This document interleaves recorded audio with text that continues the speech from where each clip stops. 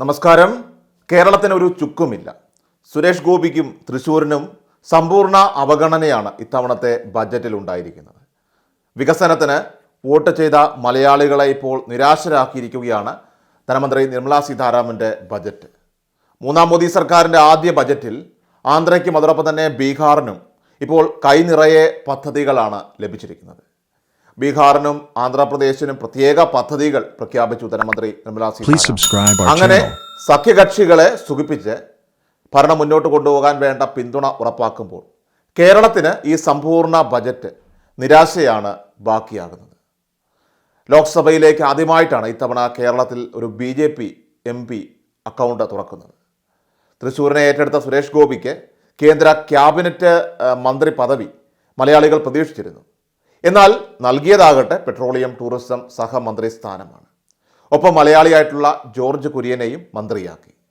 മൂന്നാം മോദി സർക്കാരിൻ്റെ ആദ്യ ബജറ്റിൽ കേരളവും അതോടൊപ്പം തന്നെ തൃശ്ശൂരും പലതും പ്രതീക്ഷിച്ചിരുന്നു.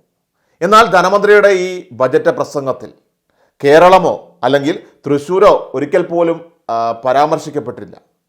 മൂന്നാം മോദി സർക്കാരിൻ്റെ ആദ്യ ബജറ്റ് അത് കേരളത്തിന് കണ്ണീർ ബജറ്റ് ആകുമ്പോൾ കേരളത്തിലെ BJP ഘടകവും ഇപ്പോൾ ഏറെ ഞെട്ടലിലാണ്. കാരണം സുരേഷ് ഗോപി പ്രഭാവം അത് ബജറ്റിലുണ്ടായില്ല എന്നതാണ് മറ്റൊരു യാഥാർത്ഥ്യം. എന്തിനേറെ പറയണം, പ്രളയ ദുരിതാശ്വാസ പദ്ധതികളിലും കേരളം ഇടം പിടിച്ചില്ല. സംസ്ഥാനത്തിൻ്റെ ദീർഘകാല സ്വപ്നമായിട്ടുള്ള എയിംസ് ഇത്തവണ പ്രഖ്യാപിക്കുമെന്നായിരുന്നു മലയാളികൾ എല്ലാവരും തന്നെ ഉറ്റുനോക്കിയിരുന്നത്. എന്നാൽ ബജറ്റ് പ്രഖ്യാപനത്തിൽ അതും ഉണ്ടായില്ല. കുറച്ച് കാലങ്ങളായിട്ട് എയിംസ് പ്രഖ്യാപനം അത് ബജറ്റിൽ ഉൾക്കൊള്ളിക്കാറില്ല. അതുകൊണ്ട് തന്നെ ബജറ്റിൽ ഇല്ലെങ്കിലും അത് കേരളത്തിന് സമീപ ഭാവിയിൽ ലഭിക്കാനായിട്ട് സാധ്യതയുണ്ട്. എന്നാൽ മറ്റു വികസന പദ്ധതികളിൽ പോലും കേരളമെന്ന പേര് ധനമന്ത്രി നിർമ്മലാ സീതാരാമൻ പറഞ്ഞില്ല എന്നതാണ് ഇപ്പോൾ ഞെട്ടലാകുന്നത്. തൃശ്ശൂരിൽ സുരേഷ് ഗോപി ജയിച്ചതിനൊപ്പം തന്നെ കേരളത്തിൽ 20% വോട്ട് വിഹിതവും ലോക്സഭയിൽ BJP നേടിയിട്ടുണ്ട്. തിരുവനന്തപുരത്തെ 2ാം സ്ഥാനത്തെത്തി. ആലപ്പുഴയിലും അതുപോലെ തന്നെ ആറ്റിങ്ങലിലും വീറോടെ മത്സരം കാഴ്ചവെച്ചു.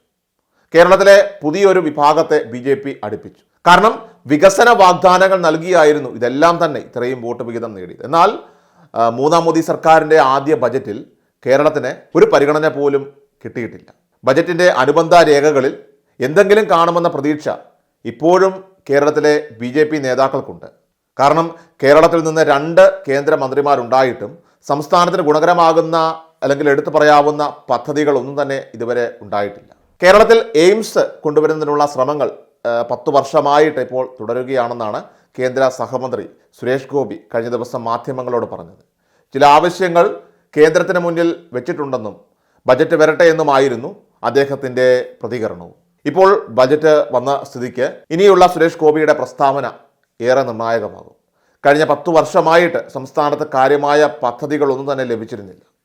ലൈറ്റ് മെട്രോ, ടൂറിസം മേഖലകളിലെ പദ്ധതികൾ, വിഴിഞ്ഞം തുറമുഖത്തിൻ്റെ അനുബന്ധ വികസനം, അതുപോലെ തന്നെ റെയിൽവേ വികസനം, സിൽവർ ലൈൻ തുടങ്ങിയ പ്രതീക്ഷകളും കേരളത്തിനുണ്ടായിരുന്നു. പക്ഷേ കേരളത്തിൽ ഈ പ്രതീക്ഷകളെല്ലാം തന്നെ അവഗണിച്ചിരിക്കുകയാണ് കേന്ദ്ര ധനമന്ത്രി.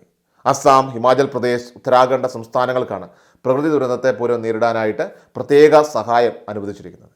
2 പ്രളയത്തെ നേരിട്ട കേരളത്തെ ബജറ്റിൽ അവഗണിച്ചിരിക്കുകയാണ്. അതിവേഗ ട്രെയിൻ ഉൾപ്പെടെ പദ്ധതികളും കേരളത്തിനില്ല.